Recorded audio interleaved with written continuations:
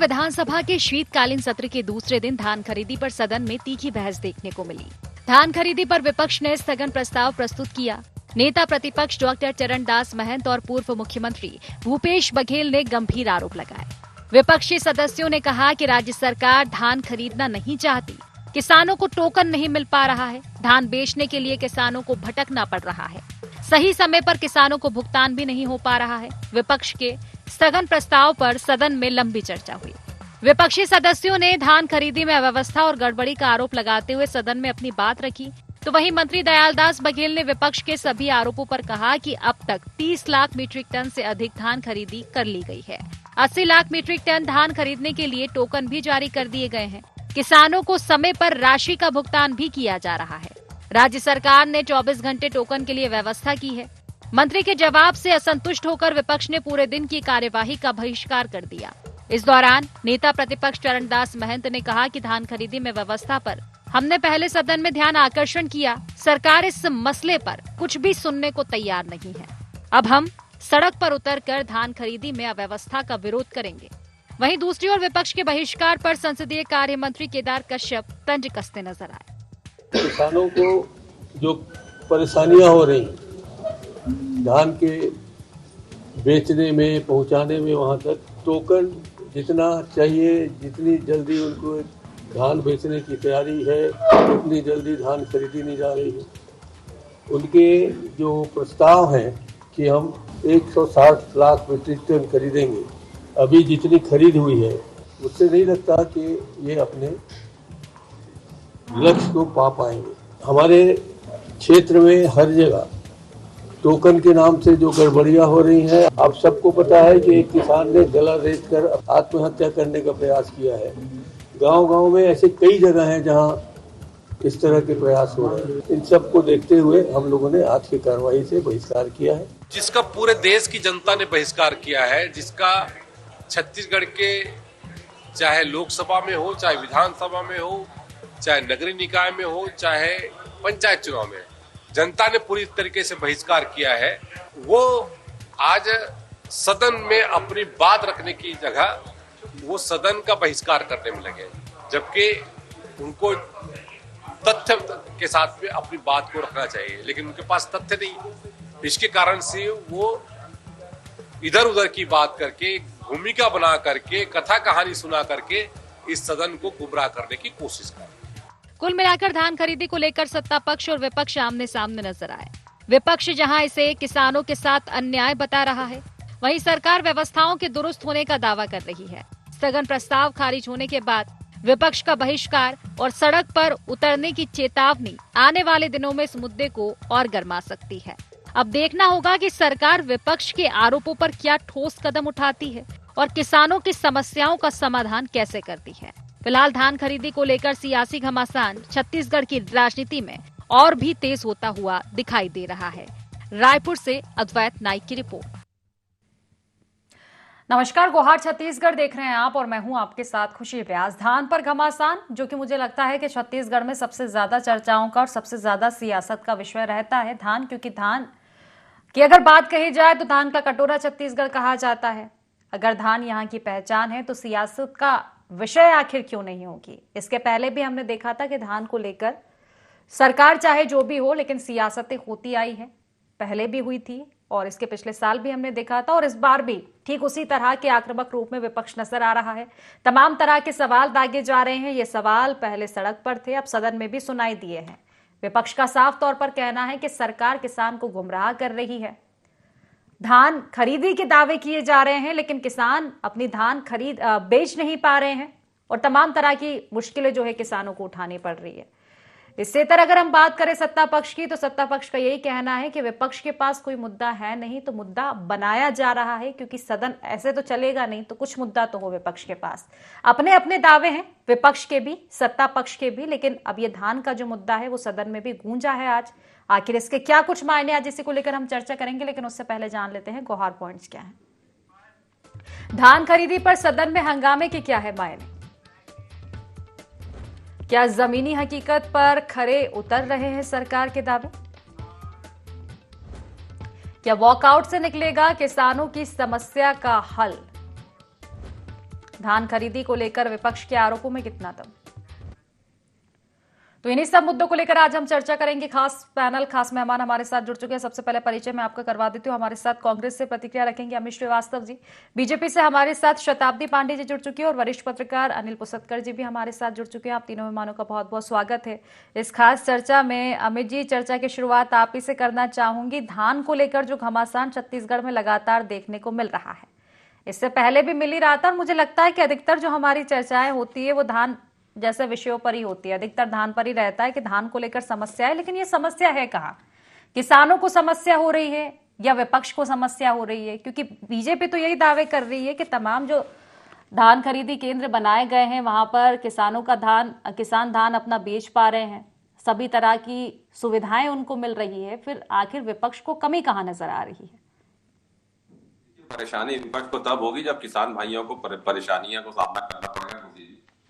और निश्चित तौर पे छत्तीसगढ़ को धान का कटोरा कहा जाता है और हमारी सरकार जब थी तो निश्चित तौर पे आपने देखा किस प्रकार से किसानों के अच्छे दिन आए थे और लगातार छत्तीसगढ़ तरक्की का गढ़ कहलाने लग गया था। हाँ। और जो लोग 2100 रुपए समर्थन मूल्य नहीं देंगे, 300 रुपए बोनस बोल के नहीं दिए थे, आज वो 3100 रुपए दे रहे हैं। Credit goes to Congress.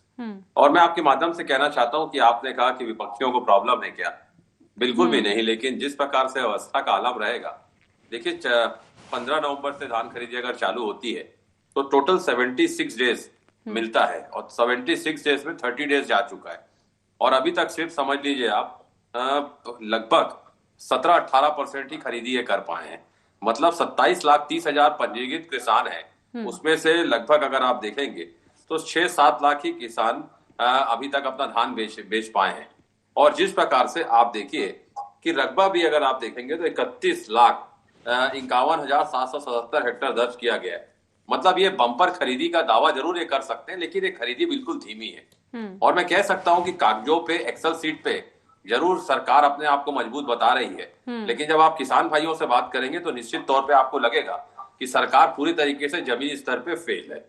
और एक प्रकार से जब किसान भाई जो अपने मेहनत करते हैं, उसके बाद जिस प्रकार से किसान आज परेशान है, धान खरीदी में जो अवस्था का आलम है कि टोकन लेने के बाद भी उनको वेट करना पड़ रहा है, ग्राउंड पर पूरा अव्यवस्था है, टोकन की किल्लत है और लंबी लाइन की जो समस्या है। निश्चित तौर पे आप देखिए बागबाहरा की वो घटना याद करिए कि किसान को टोकन नहीं मिल रहा था, उसने अपना गला काट लिया। मतलब ये स्थिति इस प्रदेश में, इस सरकार में किसान भाइयों के साथ हो रही है। और निश्चित तौर पे आप देखिए कि मैंने जैसा कहा ना कि सरकार प्रचार में तो नंबर 1 है, सरकार प्रचार में नंबर 1 है कि हम अच्छा काम कर रहे हैं, लेकिन सरकार नंबर 1 कहां पर है? प्रचार में, विज्ञापन में, पोस्टर में और घोषणा करने में। लेकिन आज अगर इस प्रदेश का किसान परेशान होगा तो विपक्ष होने के नाते, हम विपक्षी होने के नाते हम निश्चित तौर पे हम उसकी आवाज को बुलंद करेंगे। और उसके बाद भी आज विधानसभा में जिस प्रकार से मंत्री जवाब नहीं दे पाए, सरकार को घेरने के लिए जो हमारे विधायकों ने प्रश्न किया, तो मैं आपके माध्यम से कहना चाहता हूं कि ये एक अटकी भटकी और लटकी सरकार है जो इस प्रदेश में है, खुशी जी। और आप समझिए कि जहां पर 27,30,000 किसान पंजीकृत हों और वहां अगर 5-6 लाख ही किसान अभी बेच पाए, तो क्या ये जो टारगेट किए हैं 1,60,000 मेट्रिक टन, 1,60,000 मेट्रिक टन, क्या वो खरीदी कर पाएंगे? नहीं कर पाएंगे। तो मैं आपके माध्यम से यही चीज कहना चाहता हूं कि इनको अपनी वाहवाही छोड़ के कम से कम किसानों को जो समस्या आ रही है उस पर ध्यान देना चाहिए और उसे सॉर्ट आउट करना चाहिए। तो शताब्दी जी, अब क्या जवाब देंगे आप? आंकड़ों को पेश करेंगे, लेकिन विपक्ष कह चुका है कि आपकी फाइलों में ही गांव का मौसम गुलाबी है। आंकड़े झूठे और दावे किताबी हैं आपके, क्योंकि जो दावे किए जा रहे हैं वो सिर्फ फाइलों में किए जा रहे हैं, आपके बयानों में किए जा रहे हैं, लेकिन जमीनी हकीकत इससे इतर है।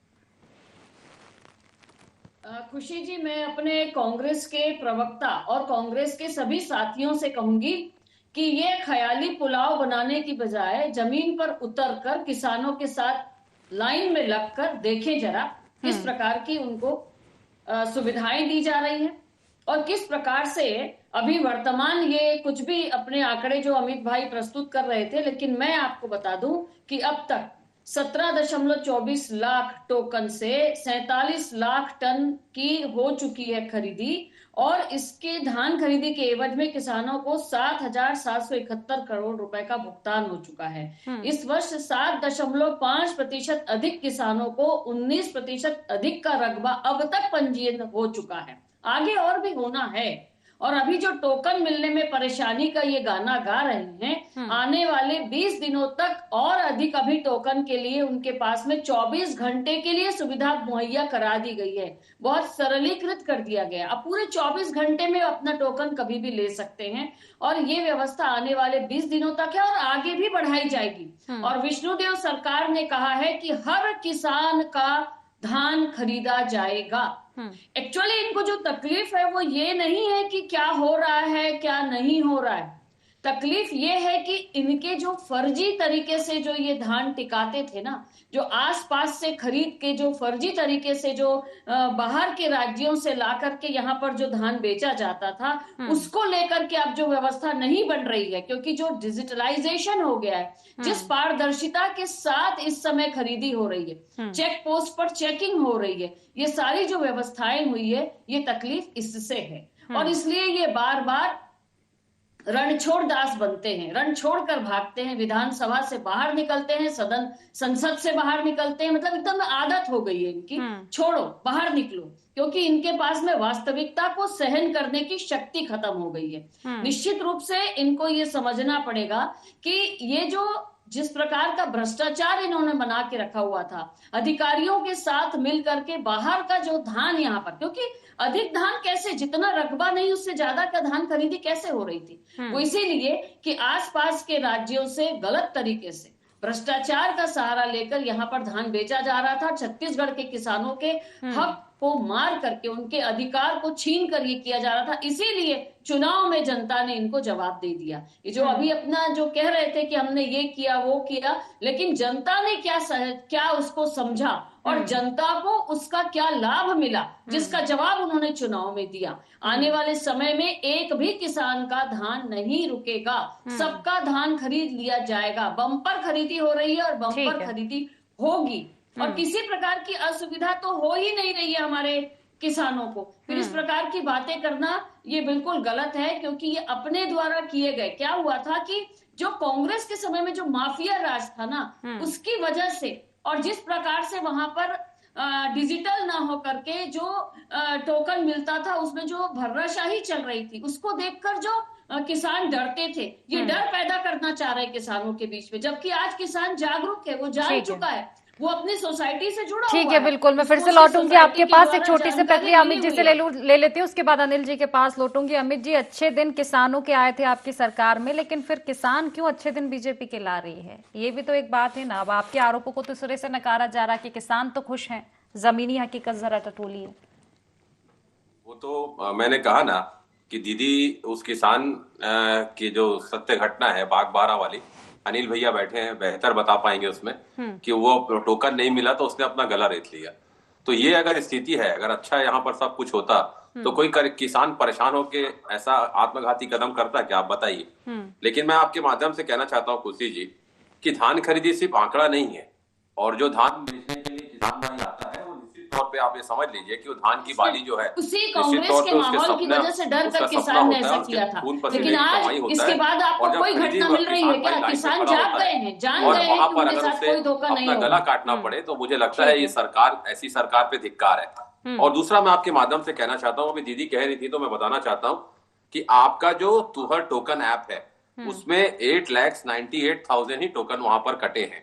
और निश्चित तौर पे आपको एक और बात बताना चाहता हूं कि अगर कागजों पर 27,30,000 किसान हैं और अगर 5 या 6 लाख की अभी एक महीने में बेच पाए हैं, तो आप ये समझ लीजिए खुशी जी कि अगर 30 दिन में ये अगर दीदी की हम बात माने कि 17 लाख मेट्रिक टन धान 17 लाख मेट्रिक टन धान अभी खरीदे हैं और अब सिर्फ 46 डेज बचा है, तो मतलब अब 46 डेज में क्या वो 1,60,000 मेट्रिक टन धान का अपना जो उनका एक पॉइंट सेट किया उन्होंने कि हम आंकड़े इतना खरीदेंगे, क्या वो खरीद पाएंगे? क्योंकि पिछले बार 149.25 मेट्रिक टन उन्होंने खरीदा था। तो मैं आपके माध्यम से कहना चाहता हूं कि आज किसान जो परेशान है, मुझे लगता है आपने ठीक कहा कि इनके फायदों में गांव का मौसम गुलाबी है, मगर इनके आंकड़े झूठे और दावे किताबी है। और सबसे दुखद पहलू ये है कि ये मानते भी नहीं है कि इनके कारण किसान परेशान है। ठीक है, चलिए, बिल्कुल बिल्कुल, इसका जवाब मैं शताब्दी जी से लूंगी। उससे पहले अनिल जी से समझ लेते हो। अनिल जी, देखिए, दोनों ही तरफ से बात एक ही कही जा रही है कि आखिर निरीक्षण किसने किया है? क्या जमीनी हकीकत को टटोला गया है? सत्ता पक्ष का विपक्ष ये कहना और विपक्ष का सत्ता पक्ष से, क्योंकि दोनों ही अपनी बातों पर अड़ेंगे कि नहीं, किसानों के साथ समस्या है या किसान खुशहाल है। अब जमीनी हकीकत हम टटोले वही बढ़िया है। तो क्या आपको लगता है कि क्या वाकई छत्तीसगढ़ का किसान खुशहाल है धान को लेकर?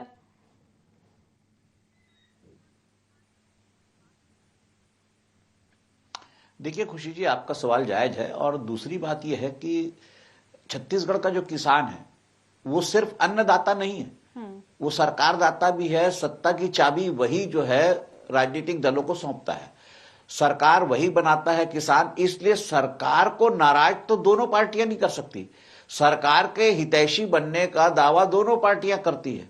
और आप मुझे बताइए, 25 साल हो गए इस राज्य को बने, आज तक एक फुल प्रूफ जो है खरीदी की स्कीम नहीं बन सकी या फुल प्रूफ खरीदी का सिस्टम नहीं बन सका। इस देश में आजादी के बाद से कहा जाता था कि किसान कर्ज में पैदा होता है, कर्ज में जवान होता है और कर्ज में मर जाता है। वो स्थिति आज भी बनी हुई है। देखिए, सरकार की नीयत पर किसी को शक नहीं है। सरकार चाहती है किसान की धान की खरीदी हो जाए, एक एक दाना खरीदेंगे, ठीक बोल रही है। विपक्ष अपना धर्म पूरा निभा रहा है, वो कह रहा है कि वे किसान को तकलीफ नहीं होना चाहिए, उसके साथ अव्यवस्था नहीं होना चाहिए। तो जब कांग्रेस भी चाह रही है कि किसान का भला हो, भाजपा भी चाह रही है किसान का भला हो, तो किसान गला क्यों काट रहा है अपना? जो जमीनी हकीकत है उससे आप कब तक आंख छुपा बंद करके रखेंगे? आपको इस 25 सालों में एक ऐसा सिस्टम नहीं तैयार कर पाए आप कि धान की खरीदी आसानी से हो जाए और विपक्ष को बोलने का मौका ना मिले। एक साल ऐसा नहीं गया होगा जिसमें किसान की जो है धान खरीदी में अव्यवस्था की बात नहीं आई होगी। आप किसान का बेटा जो है वो 2 बेटे रहते हैं तो जमीन उसकी आधी हो जाती है, व्यापारी के 2 बेटे रहते हैं तो उसकी दुकान 2 हो जाती है। यानी उद्योग हो, व्यापार हो, वहां पे मल्टीप्लिकेशन चल रहा है और किसान जो है वहां पे उसके यहाँ पे डिवीजन चल रहा है। वो जमींदार से वो खेत मजदूर होता जा रहा है। और फिर आप दोनों ही पार्टियों के दावे हैं कि हम किसान के हितैषी हैं, तो फिर किसान गला क्यों काट रहा है अपना? किसान लाइन में क्यों खड़ा है? ऑफलाइन हो ऑनलाइन हो, लेकिन किसान तो लाइन में खड़ा है। सिर्फ मैनिफेस्टो में ही किसान को आप रखेंगे क्या? आप, मेरा ये कहने का मतलब है कि कांग्रेस भी भला चाहती है, भाजपा भी भला चाहती है, तो किसान का भला हो क्यों नहीं रहा है? सबसे महत्वपूर्ण सवाल यह है कि जो सिस्टम है, इतना सड़ा हुआ सिस्टम है, इतनी सड़ी हुई ब्यूरोक्रेसी है, इतनी सड़ी हुई अफसरशाही है कि वो उसके पास खेत में बीज डालने के बाद फसल कटने तक 3-4 महीने का जो समय रहता है, उसमें वो खरीदी का एक सिस्टम तैयार नहीं कर पाते। इतनी बड़ी मशीनरी, इतनी बड़ी सरकारी सिस्टम, वो करते क्या है? अब फिर आप हर बार कहते हैं कि भाई हाँ ठीक है, शुरुआत में अव्यवस्था हुई थी, हम डिजिटल एज में जा रहे हैं या हम नई टेक्नोलॉजी ला रहे हैं, तो उसके जो है उसको एप्लीकेशन में जो है थोड़ा सा प्रॉब्लम आता है, तो उसको हम मीट आउट कर लिए। अरे तो आता ही क्यों है प्रॉब्लम? 4 महीने आपके पास जो समय रहता है उसमें आप फुल प्रूफ प्लानिंग से क्यों नहीं आप खरीदी कर सकते? किसान फिर खड़ा है वहीं पे वहीं। सदन से कांग्रेस को बाहर नहीं जाना चाहिए। मैं इसमें इस सदन से जो बहिर्गमन करते हैं कांग्रेस, उसका मैं समर्थन कतई नहीं करता। अरे वो तो आपको वहां आप ऑन रिकॉर्ड आप विरोध कर रहे हैं, आपकी बात सुनी जाएगी, उसका रिकॉर्ड होगा, सड़क पे आप विरोध करेंगे, उसका कौन करेगा? लेकिन किसान के लिए अगर आप दोनों भला करना चाहते हैं तो किसान का भला हो जाना चाहिए था, जो आज तक छत्तीसगढ़ में नहीं हुआ। हाँ, एक बात जरूर है, एमएसपी जरूर बढ़ी है, वो 3100 रुपए तक पहुंच गई है, लेकिन सिर्फ एमएसपी नहीं बढ़ी है। आपने किसान के धान की कीमत ही नहीं बढ़ाई। महंगाई भी तो आप बढ़ रही है, उसको नहीं देख रहे हैं आप जो लागत है किसान की, जो खेती की, वो नहीं देख रहे हैं आप। किसान के साथ अगर भला करना है तो ईमानदारी से भला करना होगा और उसको परेशानी ना हो ऐसा सिस्टम खरीदी का आप लाएंगे तो फिर बात है। और फिर आज तक आपको इतने साल से 25 साल से एक भी अधिकारी दोषी नहीं मिला जो अव्यवस्था के जिम्मेदार हो। आपको एक भी अधिकारी, एक भी कर्मचारी ऐसा नहीं मिला जिसके कारण किसान को परेशानी हो रही हो। वो किसान गला काट लिया, आप तक आज तक उसकी बात पे कोई बात ही नहीं हुई। फिर सबसे बड़ी बात जो है कि 22,000 क्विंटल जो धान जो पकड़ाया अवैध धमतरी में 2 राइस मिलों में, उसमें क्या हुआ? किसके खिलाफ कार्रवाई हुई? कलेक्टर ने कहा कि हाँ हमने 22,000 क्विंटल धान पकड़ा है, सभी जिले से आ रहा है, तस्करी हो ही रही है। तो किसान के हक को ना मारे, किसान के बारे में ईमानदारी से सोचे और ग्राउंड रियलिटीज पे बात हो तो किसान का भला होगा। नहीं तो किसान सिर्फ मैनिफेस्टो में ही जो है वो अन्नदाता रहेगा, मैनिफेस्टो में ही वो सरकार दाता रहेगा। जी तो क्या सिर्फ सियासत के लिए शताब्दी जी? देखिए वाजिब ये सवाल है अनिल जी के, वाजिब ये बातें हैं कि वाकई किसान को लेकर हितैषी आप खुद को कह रहे हैं, लेकिन कितने हितैषी है? ठीक है कांग्रेस पर आरोप लगा लीजिएगा, लेकिन कितने सालों के लिए? ज्यादातर तो आप ही को समय दिया है यहाँ के किसान ने। अब कांग्रेस ने भला नहीं किया होगा तो आपको समय दिया है, अब आप भी बरगलाने से तो काम नहीं चलेगा ना कि हाँ बस हो गया। देखिए खुशी जी, जिस प्रकार की अव्यवस्था, भर्राशाही, भ्रष्टाचार, कमीशन, ये सब जो चल रहा था और जो चेक पोस्ट पर किसी प्रकार का कोई चेकिंग नहीं थी और जिस प्रकार से आसपास के राज्यों से अवैध जो धान आता था, ये सब जो कांग्रेस के शासनकाल में जो ये प्रथा चल गई थी, इसको खत्म करने के लिए मैं वो कांग्रेस की समस्या हो गई। लेकिन ये जो गला काटा है किसान ने, इसको लेकर क्या कहेंगे? क्या आपकी पार्टी निरीक्षण करने पहुंच रही है? चलिए कांग्रेस तो नहीं जा रही, अवलोकन नहीं कर रही, हवा हवाई बातें कर रही है, लेकिन क्या आपके यहाँ से निरीक्षण करने पहुंच रहे हैं? हमने जो व्यवस्थाएं की है, मैं जरा उनको बताना चाहूंगी कि जिलों में विशेष चेकिंग दल का गठन किया गया है ना। राजस्व, खाद्य, सहकारिता, वन, मंडी आदि विभागों के अधिकारियों का गठन इसमें किया गया है और ये दल सतत जो है वो चेकिंग कर रहे हैं। ये कहाँ था कांग्रेस के समय में? यही तो जो चिंता अनिल जी व्यक्त कर रहे हैं, यही तो चिंता जो हमारी सरकार व्यक्त करते हुए व्यवस्थाओं को सुधारने का पूरा प्रयास कर रही है। देखिए इतना ज्यादा भर्राशाही थी कि उसको सुधारने में हमको जो इस प्रकार का पूरा सिस्टम लगाना पड़ रहा है। इसके साथ ही राज्य स्तर पर मार्कफेड अंतर्गत state integrated command and control centre की स्थापना की गई। अब तक प्रदेश में अवैध धान परिवहन भंडारण के 2000 से अधिक प्रकरण बनाए गए। तो ये प्रकरण जो बनाए गए हैं तो ये रोकना ही तो हुआ, अन्यथा ये सारे 2000 लोग आकर के धान यहाँ बेच देते और हमारे किसानों का अधिकार मारा जाता। तो ये सारा जो सिस्टम डेवलप हुआ था, यह जो घुन गेहूं के साथ जो था उसको निकालना बहुत जरूरी है। चलिए समय की कमी है, ठीक है। मेरे को और भी प्रतिक्रिया ले ली, मैं अमित जी से ले लेती हूँ। अमित जी से जवाब ले लेती हूँ मैं। देखिए खुशी जी, ये सरकार की धीमी खरीदी बताती है कि ये सरकार की तैयारी बिल्कुल कमजोर थी और यह उपलब्धि नहीं विफलता का रिकॉर्ड है। और मैं आपको बता दूं कि सरकार जो कह रही है ना, ये बम्पर खरीदी हम कर रहे हैं, ये बम्पर खरीदी नहीं है, धीमी खरीदी है। और किसान भाइयों से अगर आप मिलेंगे तो तो वो अगर आप उनसे पूछेंगे कि ये धान उत्सव है क्या, तो बोलेंगे नहीं धान उत्सव नहीं चल रहा है, यहाँ पर धान उत्पीड़न चल रहा है। और जिस प्रकार से उनको लाइनों में, जैसे अभी अनिल भैया ने कहा, उनको लाइनों में लगना पड़ रहा है। अगर आपको, मैंने कहा ना कि आप कांग्रेस पे आरोप लगा लीजिए, लेकिन अमित जी ये भी तो एक है ना कि ठीक है हमारा काम है, हम चर्चा कर रहे हैं, डिबेट कर रहे हैं, लेकिन यहाँ बोलने से ज्यादा बढ़िया होगा कि सदन में बोला जाए। फिर वहां से वॉकआउट की स्थिति क्यों बनती है? खुद ही मुद्दा उठाइएगा, फिर खुद ही बाय बाय बोल जाइएगा, तो इससे काम तो चलेगा नहीं। देखिए निश्चित तौर पे कल हमारी महारैली थी वोट चोरों के खिलाफ और वहां जाना जरूरी था। जाके देखिए लाइन में लगिए, न जमीन पे जाना है, न सदन में बात करना है, केवल आकर के चैनल में बात करना है। ठीक है चलिए एक एक करके, समय की कमी, कुछ शब्दों में अंतिम प्रतिक्रिया लूंगी मैं अनिल जी की। माफ कीजिएगा अनिल जी, ज्यादा समय है नहीं।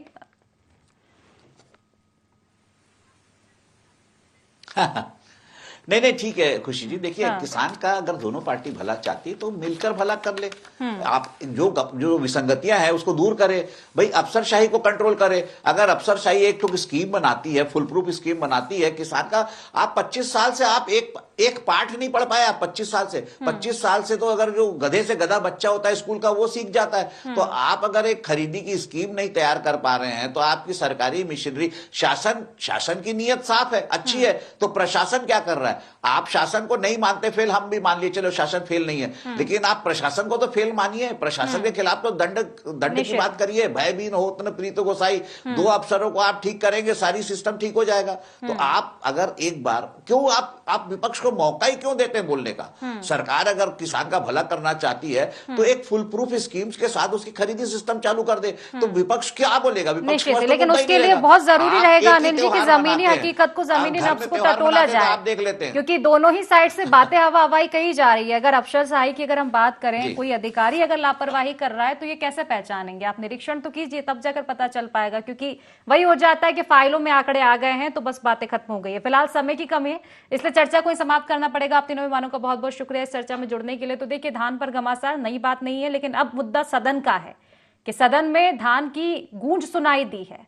अब ये गूंज सिर्फ बयानबाजी में रह जाती है या फिर एक देखे जरा किसमें कितना है दम, यहीं तक सीमित रह जाती है, या वाकई ये जो मुद्दा उठा है इस पर काम किया जाएगा?